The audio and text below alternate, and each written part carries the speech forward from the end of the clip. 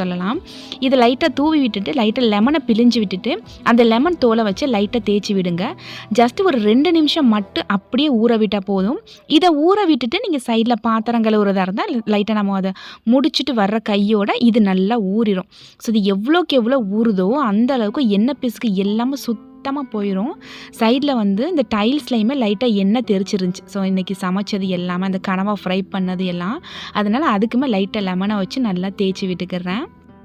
And கரெக்டாக 2 minutes கழித்து நம்ம லைட்டாக கம்பி ப்ரஷ்ஷை வச்சு இந்த மாதிரி மைல்டாக தேய்ச்சி விட்டால் போதும். அந்த கருப்பு எல்லாமே வந்துடும். முக்கியமாக நம்ம ஸ்டவ்வில் ஃபுல்லாக அந்த எண்ணெய் தெரிச்சிருக்கும். நம்ம ஃபிஷ் வந்து ஃப்ரை பண்ணாலுமே சரி, இல்லை கணவாய் இறால் ஃப்ரை பண்ணும்போது ரொம்ப தெரிச்சிருக்கும். அப்படியே பிசு பிசுன்னு இருக்கும். நம்ம நார்மலாக லிக்விட் வச்சு தேய்க்கும் போது திரும்ப திரும்ப அதை வாஷ் பண்ணிகிட்டே இருக்கிற மாதிரி இருக்கும். பட் இது வந்துட்டு ரொம்ப நுரையும் வராது அண்ட் நல்லாவும் க்ளீன் ஆகும். ஸோ இப்போ பாருங்கள், நல்லா பளிச்சுன்னு ஆயிடுச்சு ஸ்டவ்வு.